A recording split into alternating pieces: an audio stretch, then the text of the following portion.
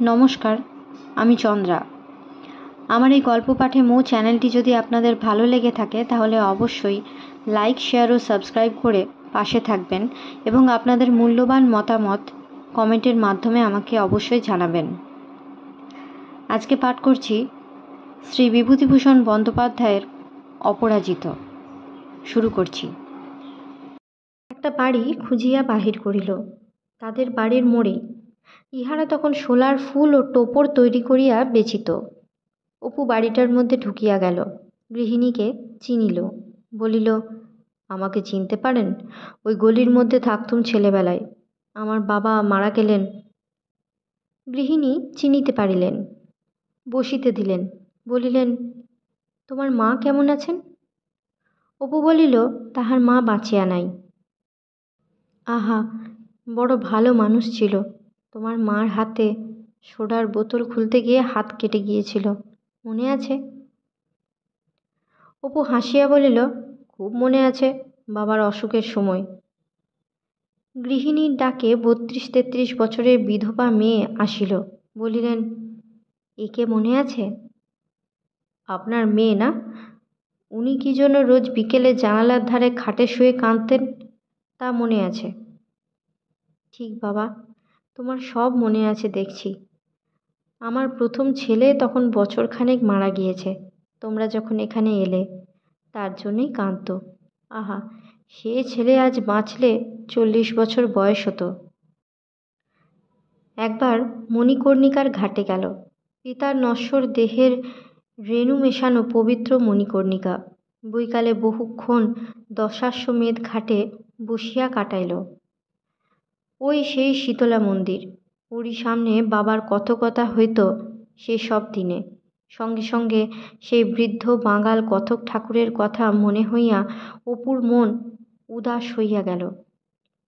কোন জাদু বলে তাহার বালক হৃদয়ের দুর্লভ স্নেহটুকু সেই বৃদ্ধ চুরি করিয়াছিল। এখন এতকাল পরেও তাহার উপরে অপুর সে স্নেহ অক্ষুণ্ণ আছে, আজ তাহা বুঝিল। পরদিন সকালে দশাশ্বমেধ ঘাটে সে স্নান করিতে নামিতেছে, হঠাৎ তাহার চোখে পড়িল একজন বৃদ্ধা একটা পিতলের ঘটিতে গঙ্গা জল ভর্তি করিয়া লইয়া স্নান সারিয়া উঠিতেছেন। চাহিয়া চাহিয়া দেখিয়া সে চিনিল, কলিকাতার সেই জ্যাঠাইমা, সুরেশের মা। বহুকাল সে আর জ্যাঠাইমাদের বাড়ি যায় নাই। সেই নববর্ষের দিনটার অপমানের পর আর কখনো না। সে আগাইয়া গিয়া পায়ের ধুলা লইয়া প্রণাম করিয়া বলিল, চিনতে পারেন জ্যাঠাইমা? আপনারা কাশীতে আছেন নাকি আজকাল? বৃদ্ধা খানিকক্ষণ ফ্যাল ফ্যাল করিয়া চাহিয়া থাকিয়া বলিলেন, নিশ্চিন্তিপুরের হরি ঠাকুরপোর ছেলে না? এসো এসো, চিরজীবী হও বাবা। আর বাবা চোখেও ভালো দেখি নে, তার উপর দেখো এই বয়সে একা বিদেশে পড়ে থাকা। ভারী ঘটিটা কি নিয়ে উঠতে পারি? ভাড়াটেদের মেয়ে জলটুকু বয়ে দেয়, তো তার আজ দিন 3 জ্বর। ও, আপনি বুঝি একলা কাশীবাস? সুনীল দাদারা কোথায়?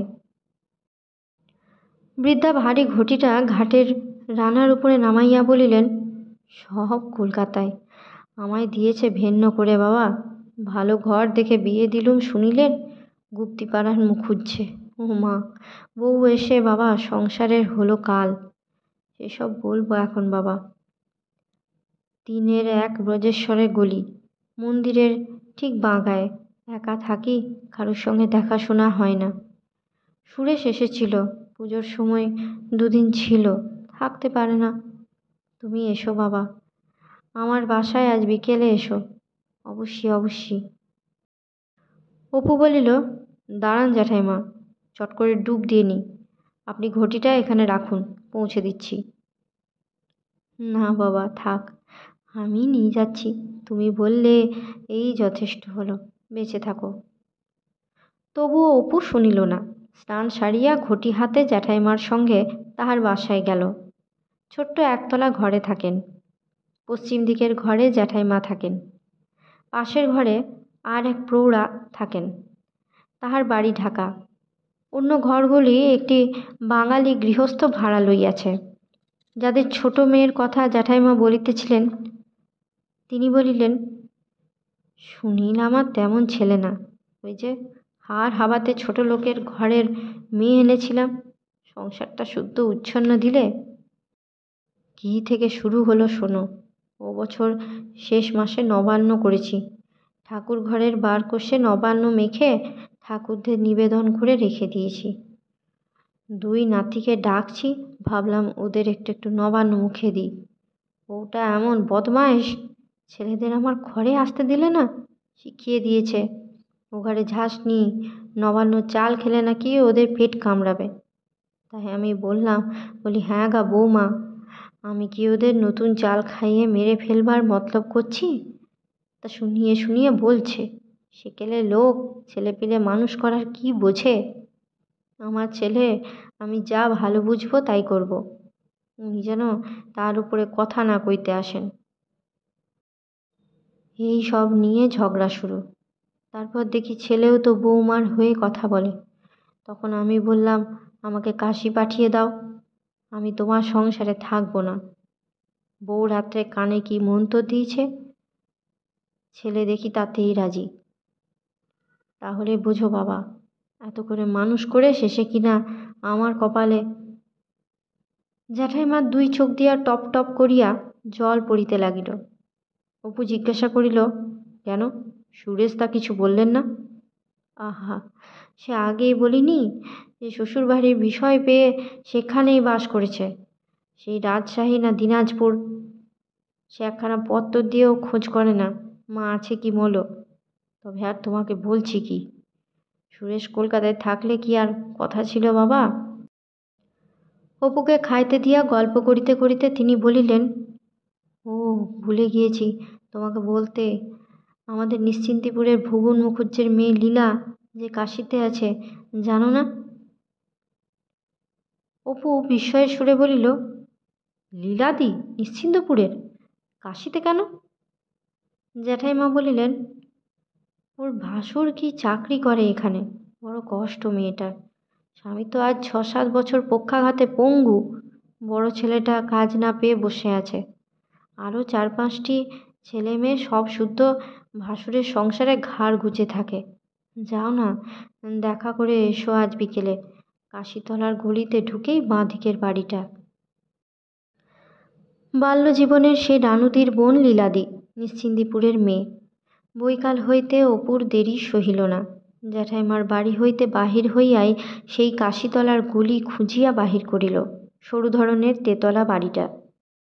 সিঁড়ি যেমন সংকীর্ণ তেমনি অন্ধকার। এত অন্ধকার যে পকেট হইতে দেশলাইয়ের কাঠি বাহির করিয়া না জ্বালাইয়া সে এই বেলা 2টার সময় পথ খুঁজিয়া পাইতেছিল না। একটা ছোট দুয়ার পার হইয়া সরু একটা দালান।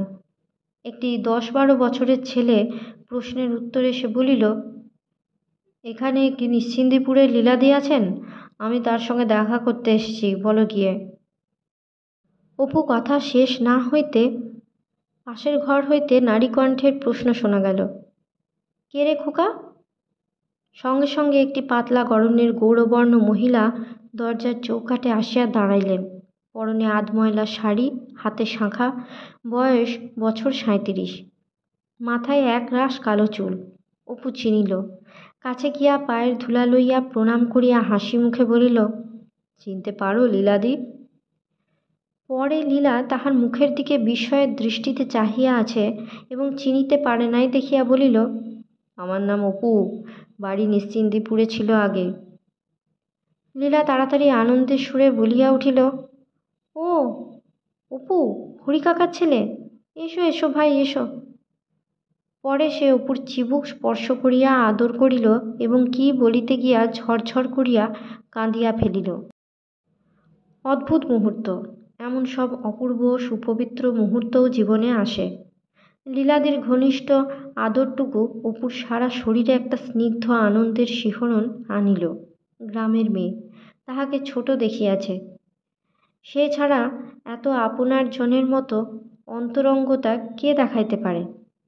লীলাদি ছিল তাহাদের ধনী প্রতিবেশী ভুবন মুখুজ্জের মেয়ে, বয়সে তাহার অপেক্ষা অনেক বড়। অল্প বয়সে বিবাহ হইয়াছিল, তারপরে শ্বশুরবাড়ি চলিয়া আসিয়াছিল ও সেইখানেই থাকিত। শৈশবে অল্পদিন মাত্র উভয়ের সাক্ষাৎ, কিন্তু আজ অপুর মনে হইল লীলাদির মতো আপনার জন সারা কাশীতে আর কেহ নাই। শৈশব স্বপ্নের সেই নিশ্চিন্দিপুর, তাহার জলে বাতাসে দুজনের দেহ পুষ্ট ও বর্ধিত হইয়াছে একদিন। তারপর লীলা অপুর জন্য আসন আনিয়া পাতিয়া দিল, দালানেই পাতিল। ঘর দোর বেশি নাই, বিশেষ করিয়া পরের সংসার, নিজের নহে। সে নিজে আছে কাছে বসিল, কত খোঁজ খবর লইল। অপুর বারণ সত্ত্বেও ছেলেকে দিয়া জলখাবার আনাইল, চা করিয়া দিল। তারপর লীলা নিজের অনেক কথা বলিল। বড় ছেলেটি 14 বছরের হইয়া মারা গিয়াছে, তাহার উপর সংসারের এই দুর্দশা। উনি পক্ষাঘাতে পঙ্গু, ভাসুরের সংসারে চোর হইয়া থাকা। ভাসুর লোক মন্দ নন, কিন্তু বড় যা পায়ে কোটি কোটি দণ্ডবৎ। দুর্দশার এক শেষ। সংসারের যত উঞ্চ কাজ সব তাহার ঘাড়ে। আপনজন কেহ কোথাও নাই। বাপের বাড়িতে এমন কেহ নাই যাহার কাছে 2 দিন আশ্রয় লইতে পারে। শুধু মানুষ নয়, লেখাপড়া শেখে নাই। গ্রামে মুদির দোকান করে, পৈতৃক সম্পত্তি একে একে বেচিয়া খাইতেছে। তাহার উপর 2টি বিবাহ করিয়াছে, এক রাস ছেলেপিলে। তাহার নিজেরই চলে না, লীলা সেখানে আর কি করিয়া থাকে? অপু বলিল, 2টো বিয়ে কেন? পেটে বিদ্যে না থাকলে যা হয়। প্রথম পক্ষের বউয়ের বাপের সঙ্গে কি ঝগড়া হলো, তাকে জব্দ করার জন্য আবার বিয়ে করলে। এখন নিজেই জব্দ হচ্ছেন, 2 বউ ঘাড়ে, তার উপর 2 বউয়ের ছেলেপিলে, তার উপর রানুও ওখানেই কিনা। রানুদি ওখানে কেন? তারও কপাল ভালো নয়, আজ বছর 7 আর বিধবা হয়েছে। তার আর কোনো উপায় নেই, শত্রুর সংসারেই আছে। শ্বশুরবাড়িতে এক দেওর আছে, মাঝে মাঝে নিয়ে যায়, বেশিরভাগ নিশ্চিন্তিপুরেই থাকে। অপু অনেকক্ষণ ধরিয়া রানুদির কথা জিজ্ঞাসা করিবে ভাবিতেছিল, কিন্তু কেন প্রশ্নটা করিতে পারে নাই সেই জানে। লীলার কথার পরে অপু অন্যমনস্ক হইয়া গেল। হঠাৎ লীলা বলিল, দেখ ভাই অপু, নিশ্চিন্তিপুরের সেই বাঁশবাগানের ভিটে এত মিষ্টি লাগে, কি মধু যে মাখানো ছিল তাতে। ভেবে দেখ, মা নেই, বাবা নেই, কিছু তো নেই, তবুও তার কথা ভাবি। সেই বাপের ভিটে আজ দেখিনি 11 বছর। সেবার সতুকে চিঠি লিখলাম, উত্তর দিলে এখানে কোথায় থাকবে, থাকবার ঘরদোর নেই। পূবের দালান ভেঙে পড়ে গিয়েছে, পশ্চিমের কুঠুরি দুটোও নেই, ছেলেপিলে কোথায় থাকবে? এইসব এক রাস ওজর। বলি থাক তবে, ভগবান যদি মুখ তুলে চান কোনো দিন দেখব, নয়তো বাবা বিশ্বনাথ তো চরণে রেখেইছেন। আবার লীলা ঝরঝর করিয়া কাঁদিয়া ফেলিল। অপু বলিল, ঠিক বলেছ লীলাদি, আমারও গায়ের কথা এত মনে পড়ে। সত্যি কি মধু মাখানো ছিল, তাই এখন ভাবি।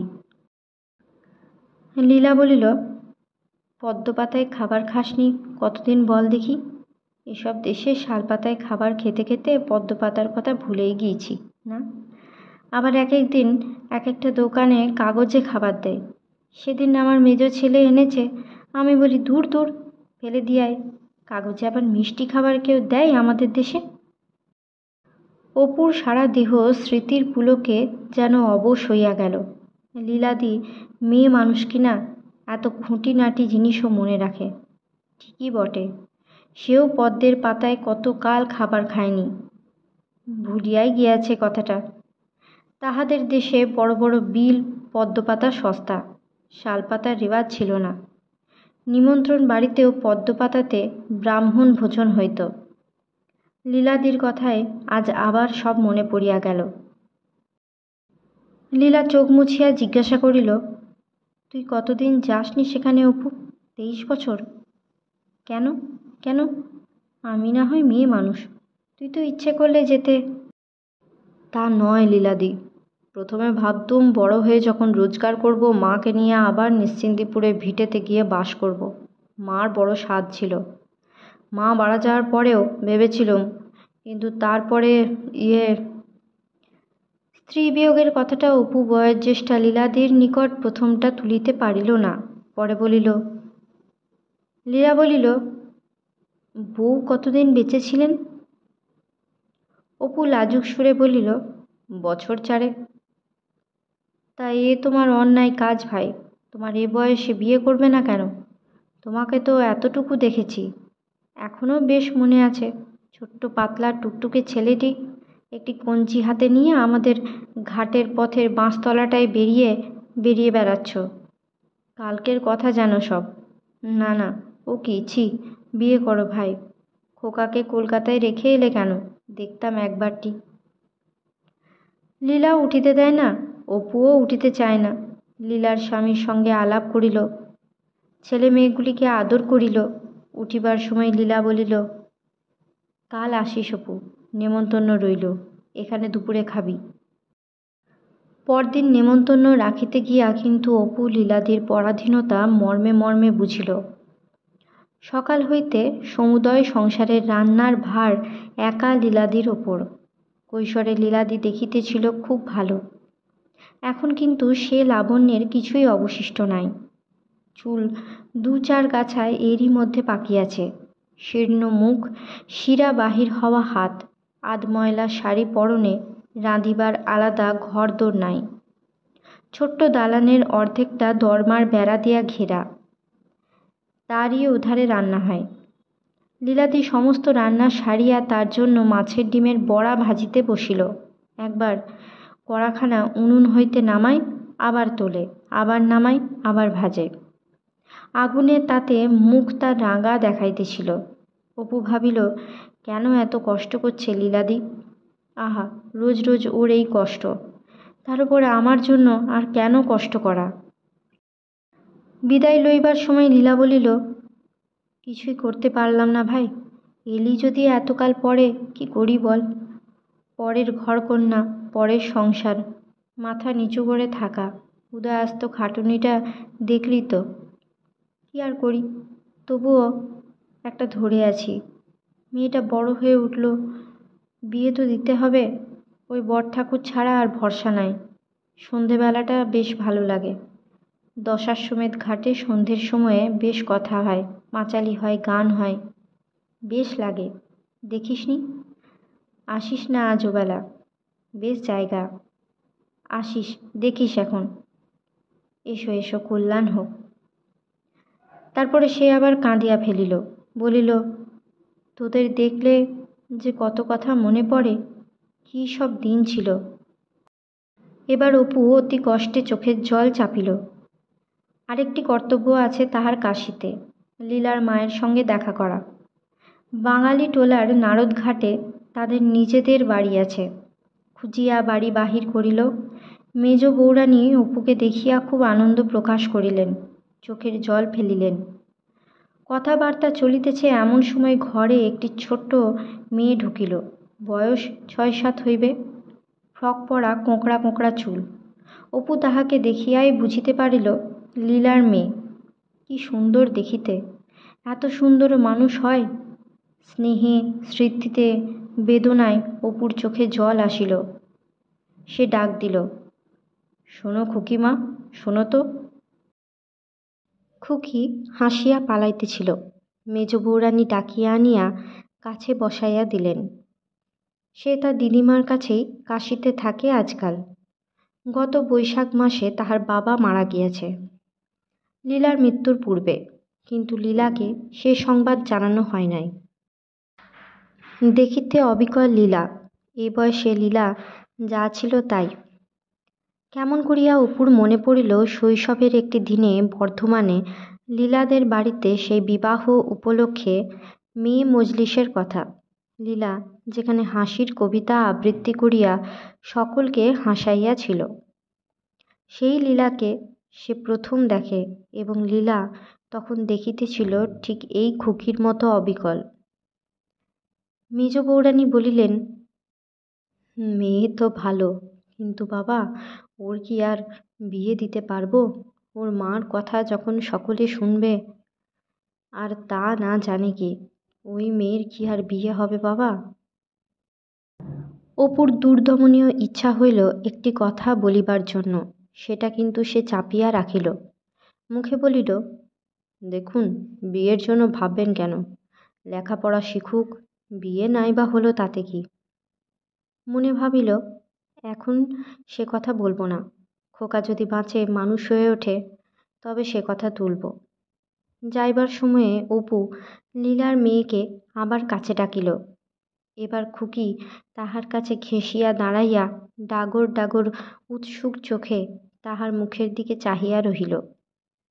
সেদিনের বাকি সময়টুকু অপু বন্ধুর সঙ্গে সারনাথ দেখিয়া কাটাইল। সন্ধ্যার দিকে একবার কালীতলার গলিতে লীলাদের বাসায় বিদায় লইতে গেল। কাল সকালেই এখান হইতে রওনা হইবে। নিশ্চিন্দিপুরের মেয়ে, শৈশব দিনের এক সুন্দর আনন্দ মুহূর্তের সঙ্গে লীলাদির নাম জড়ানো। বারবার কথা কহিয়াও যেন তাহার তৃপ্তি হইতেছিল না। আসিবার সময় অপু মুগ্ধ হইল লীলাদির আন্তরিকতা দেখিয়া। তাহাকে আগাইয়া দিতে আসিয়া সে নিচে নামিয়া আসিল। আবার চিবুক ছুঁইয়া আদর করিল, চোখের জল ফেলিল, যেন মা কি মায়ের পেটের বড় বোন। কতগুলি কাঠের খেলনা হাতে দিয়া বলিল, খোকাকে দিস, তার জন্যে কাল কিনে এনেছি। অপু ভাবিল, কি চমৎকার মানুষ লীলাদি। আহা, পরের সংসারে কি কষ্টটাই না পাচ্ছে। মুখে কিছু বললুম না। তোমায় আমি বাপের ভিটে দেখাবো লীলাদি, এই বছরের মধ্যেই। ট্রেনে উঠিয়া সারা পথ কত কি কথা তাহার মনে যাওয়া আসা করিতে লাগিল। রাজঘাটে স্টেশনে ট্রেনে উঠিল আজ কতকাল পরে। বাল্যকালে এই স্টেশনেই সে প্রথম জলের কল দেখে। কাশি নামিয়াই ছুটিয়া গিয়াছিল আগে জলের কলটার কাছে। চেঁচাইয়া বলিয়াছিল, দেখো দেখো মা, জলের কল। সেসব কি আজ? আজ কত দিন হইতে সে আর একটি অদ্ভুত জিনিস নিজের মনের মধ্যে অনুভব করিতেছে, কি তীব্রভাবেই অনুভব করিতেছে। আগে তো সে এরকম ছিল না, অন্তত এভাবে তো কখনো এর আগে। সেটা হইতেছে ছেলের জন্য মন কেমন করা। কত কথাই মনে হইতেছে এই কয়দিনে। পাশের বাড়ির বাড়ুর যে গৃহিণী কাজলকে বড় ভালোবাসে, সেখানেই তাহাকে রাখিয়া আসিয়াছে। কখনো মনে হইতেছে কাজল যে দুষ্টু ছেলে, হয়তো গলির মোড়ে দাঁড়াইয়াছিল, কোনো বদমাইশ লোকে ভুলাইয়া কোথাও লইয়া গিয়াছে, কিংবা হয়তো চুপি চুপি বাড়ি হইতে বাহির হইয়া রাস্তা পার হইতে যাইতেছিল, মোটর চাপা পড়িয়াছে। কিন্তু তাহা হইলে কি বাড়ুজ্যেরা একটা তার করিত না? হয়তো তার করিয়াছিল, ভুল ঠিকানায় গিয়া পৌঁছিয়াছে। উহাদের আলিশাবিহীন ন্যাড়া ছাদে ঘুড়ি উড়াইতে উঠিয়া পড়িয়া যায় নাই তো? কিন্তু কাজল তো কখনো ঘুড়ি ওড়ায় না। একটু আনাড়ি, ঘুড়ি ওড়ানো কাজ একেবারে পারে না। না, সে উড়াইতে যায় নাই। তবে হয়তো বাণিজ্য বাড়ির ছেলেদের দলে মিশিয়া উঠিয়াছিল। আশ্চর্য কি! আর্টিস্ট বন্ধুর কথার উত্তরে সে খানিকটা আগে বলিয়াছিল, সে জাভা, বালি, সুমাত্রা দেখিবে, প্রশান্ত মহাসাগরের দ্বীপপুঞ্জ দেখিবে, আফ্রিকা দেখিবে, ওদের বিষয় লইয়া উপন্যাস লিখিবে। সাহেবেরা দেখিয়াছে তাদের চোখে, সে নিজের চোখে দেখিতে চায়। তার মনের রং কোন রং ধরায়? ইউগান্ডার দিক দিশাহীন তৃণভূমি, কেনিয়ার অরণ্য। বুড়ো বেবুন রাত্রে কর্কশ চিৎকার করিবে। হায়েনা পচা জীবজন্তুর গন্ধে উন্মাদের মতো আনন্দে হি হি করিয়া হাসিবে। দুপুরে অগ্নিবর্ষী খর রৌদ্রে কম্পমান উত্তাপ তরঙ্গ মাঠে প্রান্তরে জনহীন বনের ধারে কতগুলি উঁচু নিচু সদা চঞ্চল বাঁকা রেখার সৃষ্টি করিবে। সিংহেরা দল পাকাইয়া ছোট কণ্টক বৃক্ষের এতটুকু ক্ষুদ্র ছায়ায় গোলাকারে দাঁড়াইয়া অগ্নিবৃষ্টি হইতে আত্মরক্ষা করে। Park national Albert wild ciliary বন।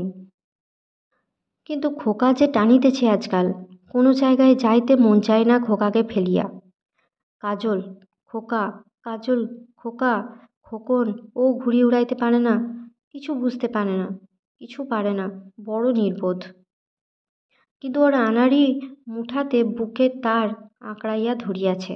টানিতেছে, প্রাণপণে টানিতেছে। ছোট্ট দুর্বল হাত দুটি নির্দয়ভাবে মুচড়াইয়া সরাইয়া লওয়া, সর্বনাশ, ধামা চাপা, থাকুক বিদেশ যাত্রা। ট্রেন হু হু চলিতেছে, মাঝে মাঝে আমবন, জলার ধারে লাল হাঁস বসিয়া আছে, আখের ক্ষেতে জল দিতেছে, গম কাটিতেছে। রেলের ধারের বস্তিতে উদুখালে শস্য কুটিতেছে, মহিষের পাল চড়িয়া ফিরিতেছে।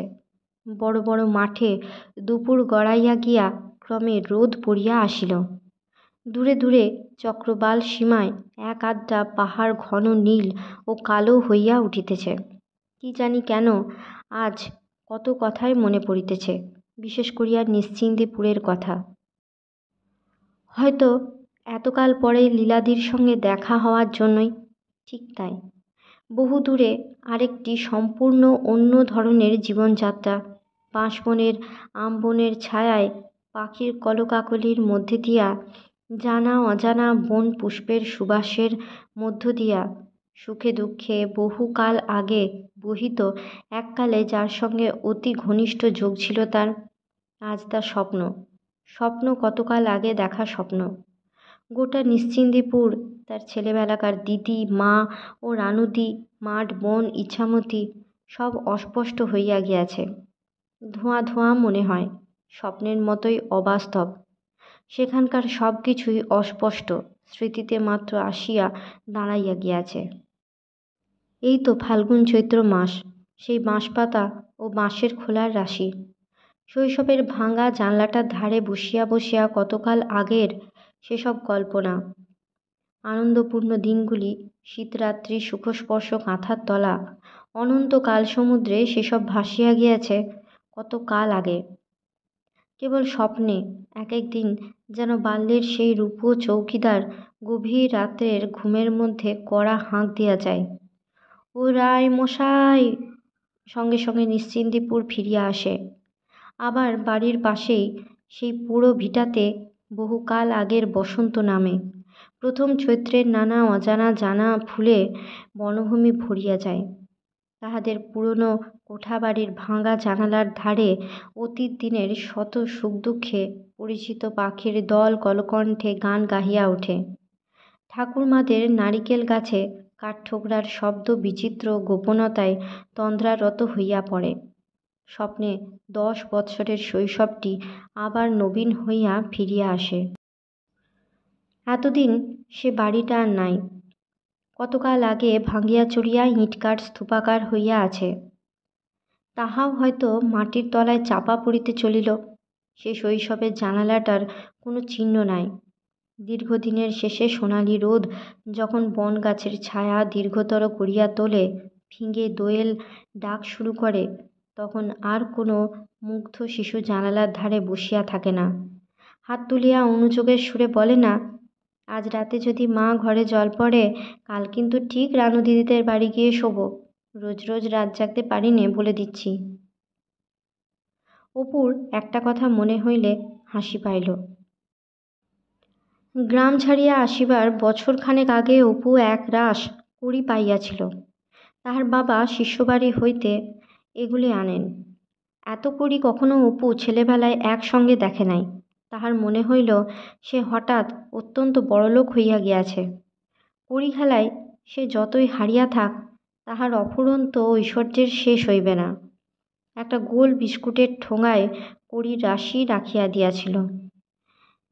সে ঠোঙাটা আবার তোলা থাকিত তাদের বনের ধারের দিকের ঘরটায় উঁচু কুলুঙ্গিটাতে। তারপর নানা গোলমালে খেলাধুলায় অপুর উৎসাহ গেল কমিয়া। তারপরে গ্রাম ছাড়িয়া উঠিয়া আসিবার কথা হইতে লাগিল। অপু আর একদিনও ঠোঙার কড়িগুলি লইয়া খেলা করিল না। এমনকি দেশ ছাড়িয়া চলিয়া আসিবার সময়ও গোলমালে ব্যস্ততায় প্রথম দূর বিদেশে রওনা হইবার উত্তেজনার মুহূর্তে সেটার কথা মনেও ওঠে নাই। অত সাধের কড়ি ভরা ঠোঙাটা সেই কড়িকাঠের নিচেকার বড় কুলুঙ্গিটাতে রহিয়া গিয়াছিল। তারপর অনেক কাল পরে সে কথা অপুর মনে হয় আবার, তখন অপর্ণা মারা গিয়াছে। একদিন অন্যমনস্কভাবে ইডেন গার্ডেনের কেয়া ঝোপে বসিয়াছিল, গঙ্গার ওপারের দিকে সূর্যাস্ত দেখিতে দেখিতে কথাটা হঠাৎ মনে পড়ে। আজও মনে পড়িল। কড়ির কৌটো। একবার সে মনে মনে হাসিল। বহুকাল আগে নিশ্চিহ্ন হইয়া লুপ্ত হইয়া যাওয়া ছেলেবেলার বাড়ির উত্তর দিকের ঘরের কুলুঙ্গিতে বসানো সেই টিনের ঠোঙাটা। দূরে সেটা যেন শূন্যে কোথায় এখনো ঝুলিতেছে, তাহার শৈশব জীবনের প্রতীক স্বরূপ। অস্পষ্ট অবাস্তব স্বপ্নময় ঠোঙাটা সে স্পষ্ট দেখিতে পাইতেছে। পয়সায় 4 গণ্ডা করিয়া মাকড়সার ডিমের মতো সেই যে ছোট্ট ছোট্ট বিস্কুট, তারই ঠোঙাটি। উপরের একটা বিবর্ণ প্রায় হাঁ করা রাক্ষসের মুখের ছবি দূরের কোন কুলুঙ্গিতে বসানো আছে। তার পেছনে বাঁশবন, শিমুল বন, তার পেছনে সোনাডাঙার মাঠ, ঘুঘুর ঢাক। তাদেরও পেছনে 23 বছর আগেকার অপূর্ব মায়া মাখানো নিঝুম চৈত্র দুপুরের রৌদ্র ভরা নীলাকাশ। মাসের প্রথমে একটা বড় পার্টিতে সে নিমন্ত্রিত হইয়া গেল। খুব বড় গাড়ি বারান্দা, সামনের লনে ছোট ছোট টেবিল ও চেয়ার পাতা, খানিকটা জায়গা শামিয়ানা টাঙানো। নিমন্ত্রিত পুরুষ মহিলাগণ যাঁরা যেখানে ইচ্ছা বেড়াইতেছেন। একটা মার্বেলের বড় চৌবাচ্চায় গোটা কত কুমুদ ফুল, ঠিক মাঝখানে একটা মার্বেলের ফোয়ারা। গৃহকর্ত্রী তাহাকে লইয়া গিয়া জায়গাটা দেখাইলেন। সেটা নাকি তাদের লিলি পন্ড। জয়পুর হইতে ফোয়ারাটা তৈয়ারি করাইয়া আনিতে কত খরচ পড়িয়াছে তাহাও জানাইলেন। কিছুর মধ্যে একটি মেয়ের কণ্ঠসঙ্গীত সর্বাপেক্ষা আনন্দদায়ক মনে হইল। ব্রিজের টেবিলে সে যোগ দিতে পারিল না, কারণ ব্রিজ খেলা সে জানে না। গান শেষ হইলে খানিকটা বসিয়া বসিয়া খেলাটা দেখিল। চা, কেক, স্যান্ডউইচ, সন্দেশ, রসগোল্লা, গল্পগুজব, আবার গান। ফিরিবার সময় মনটা খুব খুশি ছিল। ভাবিল, এদের পার্টিতে নেমন্তন্ন পেয়ে আসা একটা ভাগ্যের কথা। আমি লিখে নাম করেছি, তাই আমার হলো। যার তার হোক দেখি। কেমন কাটলো সন্ধেটা।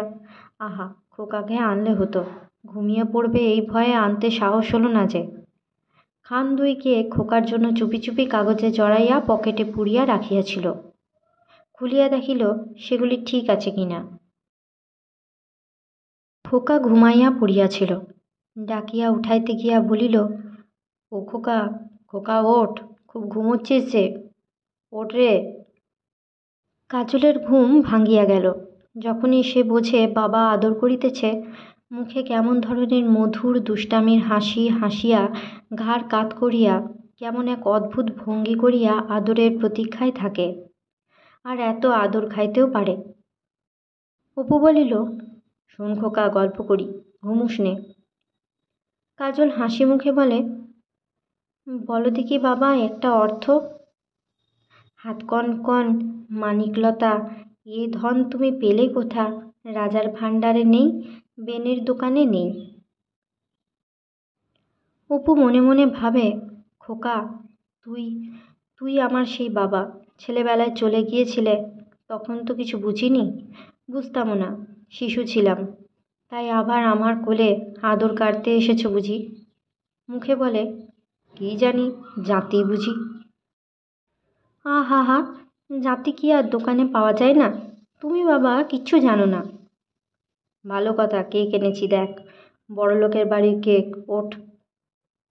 বাবা, তোমার নামে একখানা চিঠি এসেছে, ওই বইখানা তোলো তো। আর্টিস্ট বন্ধুটির পত্র।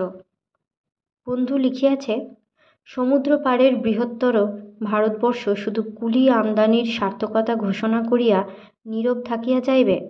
তোমাদের মতো আর্টিস্ট লোকের এখানে আসার যে নিতান্ত দরকার, চোখ থাকিয়াও নাই 99% জনের।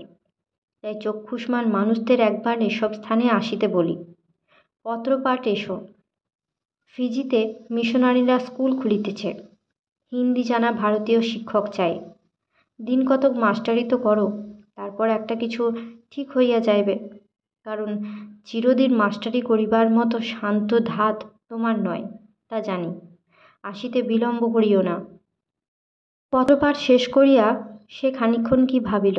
ছেলেকে বলিল, আচ্ছা খোকা, আমি তোকে ছেড়ে কোথাও যদি চলে যাই, তুই থাকতে পারবি না? যদি তোকে মামার বাড়ি রেখে যাই? কাল? হ্যাঁ, তাই যাবে বই কি, তুমি ভারী দেরি করো। কাশিতে বলে গেলে 3 দিন হবে, কদিন পরে এলে। না বাবা। অপু ভাবিল অবোধ শিশু, এ কি কাশি, এ বহু দূর, দিনের কথা কি এখানে ওঠে।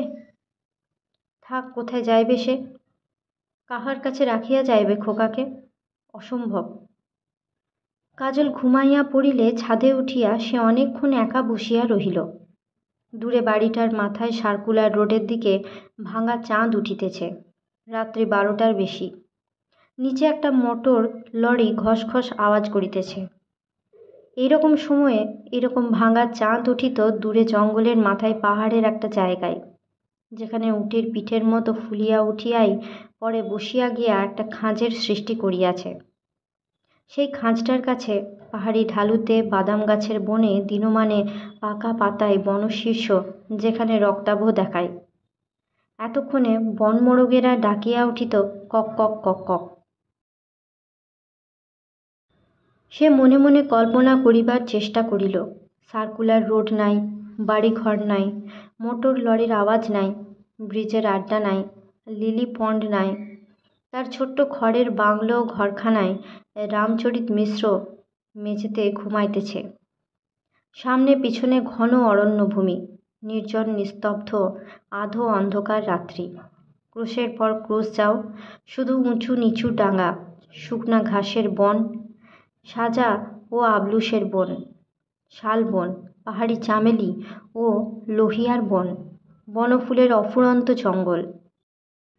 সঙ্গে সঙ্গে মনে আসিল সেই মুক্তি, সেই রহস্য, সেসব অনুভূতি, ঘোড়ার পিঠে মাঠের পর মাঠ উদ্দাম গতিতে ছুটিয়া চলা, সেই দৃঢ় পৌরুষ জীবন, আকাশের সঙ্গে, ছায়াপথের সঙ্গে, নক্ষত্র জগতের সঙ্গে প্রতি সন্ধ্যায় প্রতি রাত্রে যে অপূর্ব মানসিক সম্পর্ক।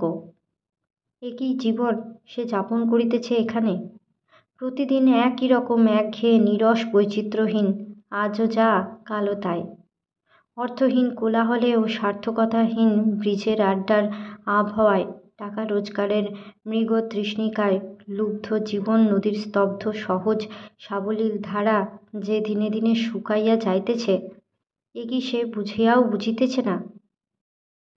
ঘুমের ঘোরে কাজল বিছানার মাঝখানে আসিয়া পড়িয়াছে, তাহাকে একপাশে সরাইয়া শোয়াইল। একেই তো সুন্দর, তার উপর কি যে সুন্দর দেখাইতেছে খোকাকে ঘুমন্ত অবস্থায়। কাশী হইতে ফিরিবার সপ্তাহখানেক মধ্যে অপু বিভাবরী ও বঙ্গ সুহৃদ দুখানা পত্রিকার তরফ হইতে উপন্যাস লিখিতে অনুরুদ্ধ হইয়াছিল। দুখানাই প্রসিদ্ধ মাসিক পত্র, দুখানারই গ্রাহক সারা বাংলা জুড়িয়া এবং পৃথিবীর যেখানে যেখানে বাঙালি আছে সর্বত্র। বিভাবরী তাহাকে সম্প্রতি আগাম কিছু টাকা দিল। বঙ্গ সুহৃদ এর নিজেদের বড় প্রেস আছে। তাহারা নিজের খরচে অপুর একখানা ছোট গল্পের বই ছাপাইতে রাজি হইল। অপুর বইখানির বিক্রয়ও হঠাৎ বাড়িয়া গেল। আগে যেসব দোকানে তাহাকে পুঁছিতও না, সেসব দোকান হইতে বই চাহিয়া পাঠাইতে লাগিল। এই সময়ে একটি বিখ্যাত পুস্তক প্রকাশক ফার্মের নিকট হইতে একখানা পত্র পাইল। অপু যেন একবার গিয়া দেখা করে। অপু বৈকালের দিকে দোকানে গেল। তাহারা বইখানির দ্বিতীয় সংস্করণ নিজেদের খরচে ছাপাইতে ইচ্ছুক। অপু কি চায়? অপু ভাবিয়া দেখিল, প্রথম সংস্করণ হু হু কাটিতেছে, অপর্ণার গহনা বিক্রয় করিয়া বই ছাপাইয়াছিল। লাভটা তার সবই নিজের। ইহাদের দিলে লাভ কমিয়া যাইবে বটে, কিন্তু দোকানে দোকানে ছুটোছুটি তাগাদা এসব হাঙ্গামাও কমিবে। তাছাড়া নগদ টাকার মোহ আছে, 5-7 ভাবিয়া সে রাজি হইল। ফার্মের কর্তা তখনই একটা লেখাপড়া করিয়া লইলেন। আপাতত 600 টাকায় কথাবার্তা মিটিল। 102 সে নগদ পাইল। 200 টাকা খুচরা ও নোটে, এক গাদা টাকা হাতে ধরে না। কি করা যায় এত টাকায়? পুরনো দিন হইলে সে ট্যাক্সি করিয়া খানিকটা বেড়াইত, রেস্টুরেন্টে খাইত, বায়োস্কোপ দেখিত। কিন্তু আজকাল আগেই খোকার কথা মনে হয়। খোকাকে কি আনন্দ দেওয়া যায় এই টাকায়? মনে হয় লীলার কথা। লীলা কত আনন্দ করিত আজ। একটা ছোট গলি দিয়া যাইতে যাইতে একটা শরবতের দোকান। দোকানটাতে পান, বিড়ি, বিস্কুট বিক্রি হয়, আবার গোটা 2-3 সিরাপের বোতলও রহিয়াছে। দিনটা খুব গরম। অপু শরবত খাওয়ার জন্য দোকানটাতে দাঁড়াইল। অপুর একটা পরেই 2টি ছেলে মেয়ে সেখানে কি কিনিতে আসিল। গলিরই কোনো গরিব ভাড়াটে গৃহস্থ ঘরে ছোট ছেলে মেয়ে। মেয়েটির বয়স 7, ছেলেটি একটু বড়। মেয়েটি আঙুল দিয়া সিরাপের বোতল দেখাইয়া বলিল, এই দেখ দাদা, সবুজ, বেশ ভালো না? ছেলেটি বলিল, সব মিশিয়ে দেয়, বরফ আছে, ওই যে। ক পয়সা নেয়? 4 পয়সা। অপুর জন্য দোকানি শরবত মিশাইতেছে, বরফ ভাঙিতেছে। ছেলে মেয়ে দুটি মুগ্ধ নেত্রে দেখিতে লাগিল। মেয়েটি অপুর দিকে চাহিয়া বলিল, আপনাকে ওই সবুজ বোতল থেকে দেবে না? যেন সবুজ বোতলের মধ্যে শচীদেবীর পায়েস পড়ে আছে। অপুর মন করুণাদ্র হইল। ভাবিল, এরা বোধহয় কখনো কিছু দেখেনি। এই রং করা টক চিনির রসকে কি ভাবছে, ভালো সিরাপ কিনা জানে না। বলিল, খুকি, খোকা শরবত খাবে? খাও না, ওদের 2 গ্লাস শরবত দাও তো। প্রথমটা তারা খাইতে রাজি হয় না। অনেক করিয়া অপু তাহাদের লজ্জা ভাঙিল। অপু বলিল, ভালো সিরাপ তোমার আছে? থাকে তো দাও, আমি দাম দেবো। কোনো জায়গা থেকে এনে দিতে পারো না? বোতলে যাহা আছে তাহার অপেক্ষা ভালো সিরাপ এই অঞ্চলে নাকি কুত্রাপি মেলা সম্ভব নয়। অবশেষে সেই শরবতই এক এক বড় গ্লাস 2 ভাই বোন মহা তৃপ্তি ও আনন্দের সহিত খাইয়া ফেলিল।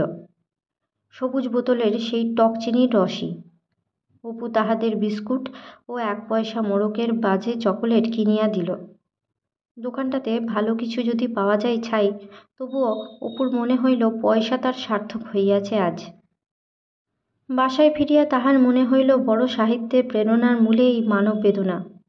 1833 সাল পর্যন্ত রাশিয়ার প্রজাসত্ব আইন, সার্ফ নীতি, জার শাসিত রাশিয়ার সাইবেরিয়া, শীত, অত্যাচার, কুসংস্কার, দারিদ্র্য, গোগল, ডস্টয়েভস্কি, গোর্কি, টলস্টয় ও চেকভের সাহিত্য সম্ভব করিয়াছে।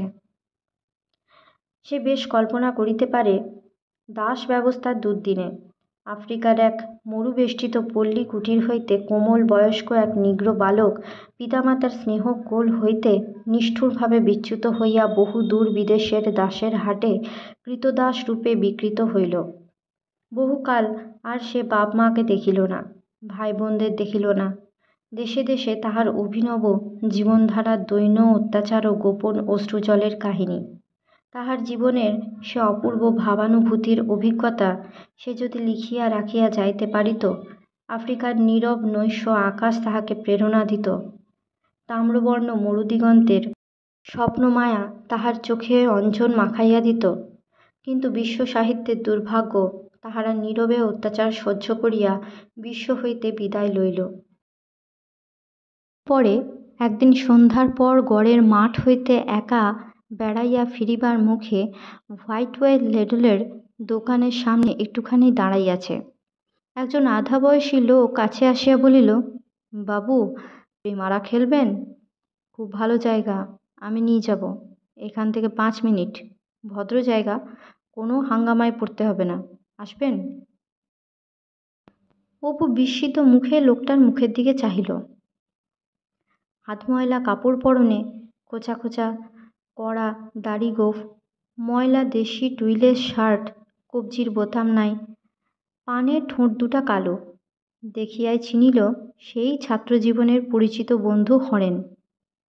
সেই যে ছেলেটি একবার তাহাদের কলেজ হইতে বই চুরি করিয়া পলাইয়া গিয়া ধরা পড়ে, বহুকাল আর দেখা সাক্ষাৎ নাই। অপু লেখাপড়া ছাড়িয়া দিবার পর আর কখনো নয়। লোকটাও অপুকে চিনিল, থতমত খাইয়া গেল। অপুও বিস্মিত হইয়াছিল।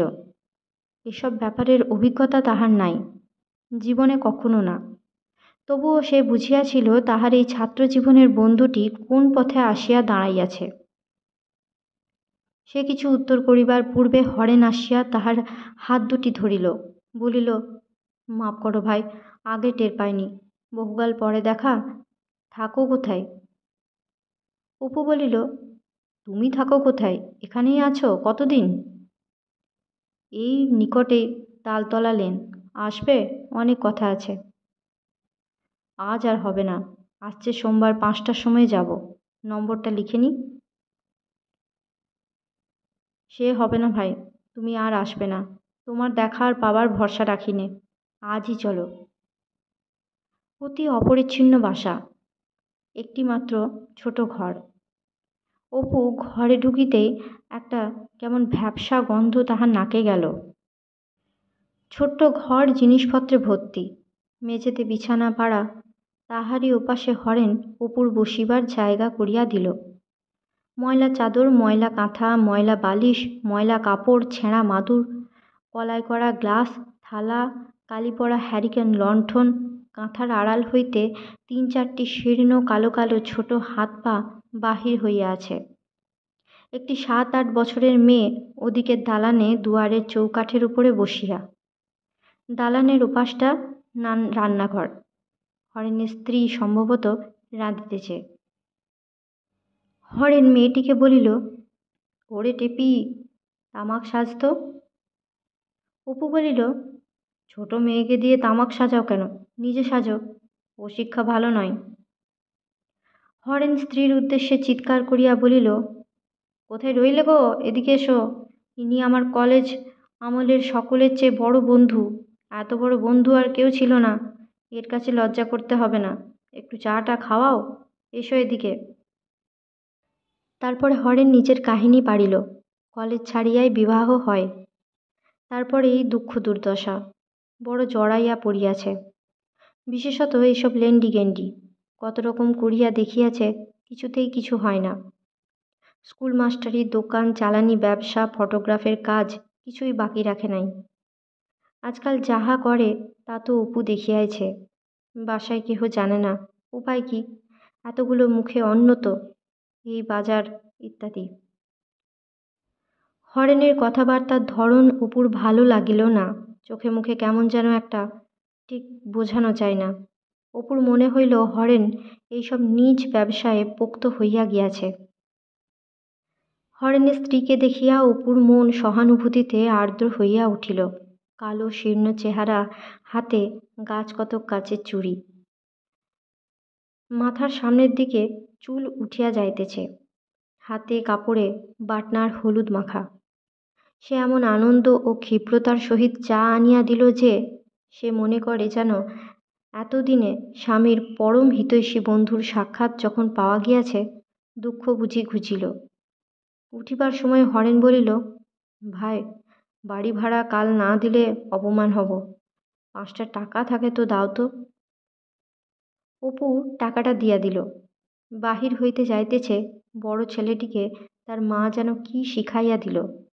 সে দরজার কাছে আসিয়া বলিল, ও কাকাবাবু, আমার দুখানা স্কুলের বই এখনো কেনা হয়নি, কিনে দেবেন?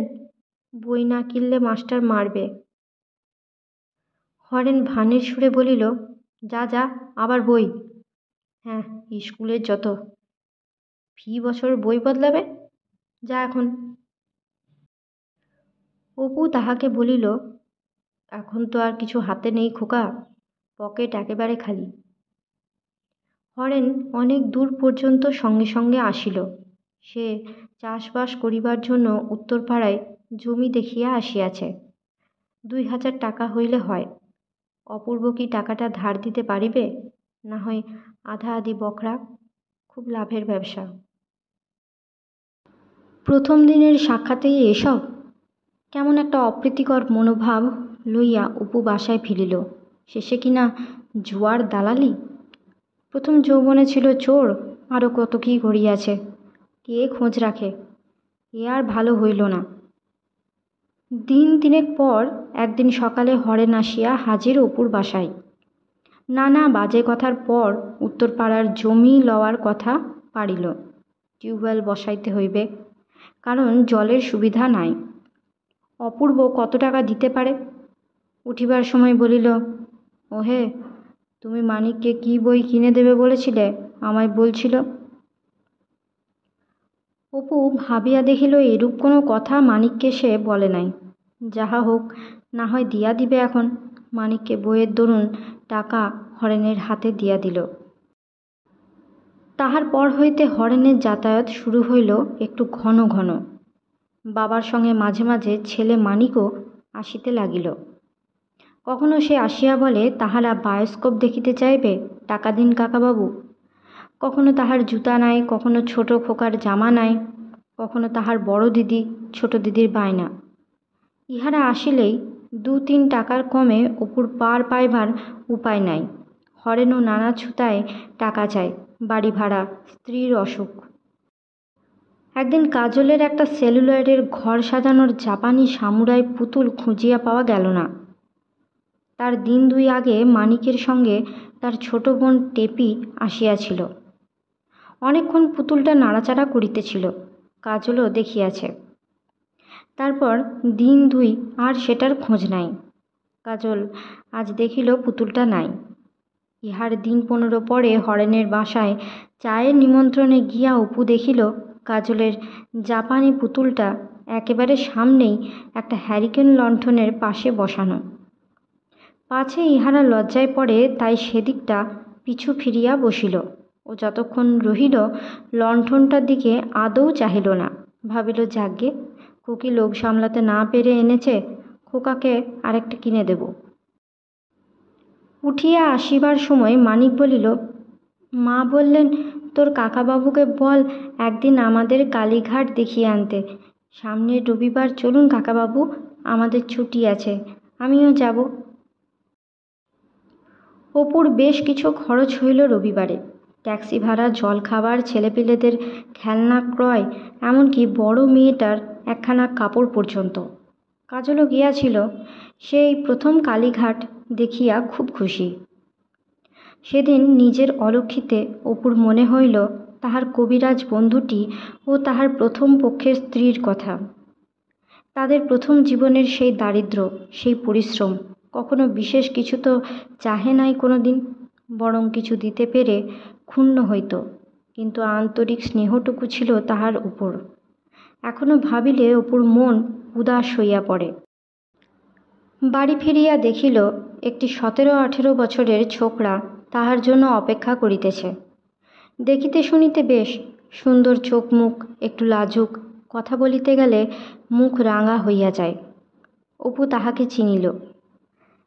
চাঁপদানির পূর্ণ ডিগ্রির ছেলে রসিক পাল, যাহাকে সে টাইফয়েড হইতে বাঁচাইয়াছিল। অপু বলিল, রসিক, তুমি আমার বাসা জানলে কি করে? আপনার লেখা বেরোচ্ছে বিভাবরী কাগজে, তাদের অফিস থেকে নিয়েছি। তারপর অনেককাল পর দেখা, কি খবর বলো? শুনুন, দিদিকে মনে আছে তো? দিদি আমায় পাঠিয়ে দিয়েছে, বলে দিয়েছে যদি কলকাতায় যাস তবে মাস্টারমশাইয়ের সঙ্গে দেখা করিস। আপনার কথা বড্ড বলে, আপনি একবার আসুন না চাপদানিতে। পটেশ্বরী, সে এখনো মনে করে রেখেছে আমার কথা? রসিক সুর নিচু করিয়া বলিল, আপনার কথা বলে না এমন দিন নেই। আপনি চলে এসেছেন 8-10 বছর হলো। এই 8-10 বছরের মধ্যে আপনার কথা বলেনি এমন একটা দিনও বোধহয় নাই। আপনি কি কি খেতে ভালোবাসতেন সে সব দিদির এখনও মুখস্থ। কলকাতায় এলেই আমায় বলে, মাস্টারমশাইয়ের খোঁজ করিস না রে। আমি কোথায় জানবো আপনার খোঁজ? কলকাতা শহর কি চাঁপদানি? দিদি তা বোঝে না, তাই এবার বিভাবরীতে আপনার লেখা।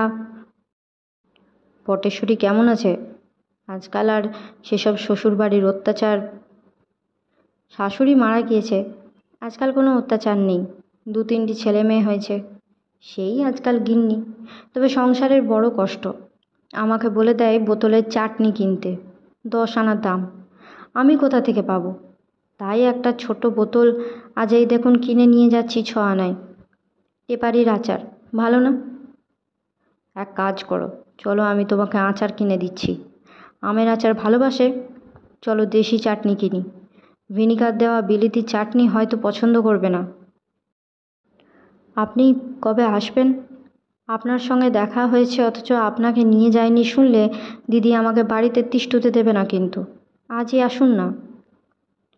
সে এখন হবে না, সময় নেই, সুবিধা মতো দেখব। অপু অনেকগুলি ছেলেমেয়ের খেলনা, খাবার, চাটনি কিনিয়া দিল। রসিককে স্টেশনে তুলিয়া দিয়া আসিল। রসিক বলিল, আপনি কিন্তু ঠিক যাবেন একদিনের মধ্যে, নইলে ওই বললুম যে। আজকের মতো গল্প পাঠ এই পর্যন্ত। পরবর্তী অংশ নিয়ে আসবো পরবর্তী ভিডিওতে। সকলে ভালো থাকবেন, সুস্থ থাকবেন এবং পাশে থাকবেন। নমস্কার।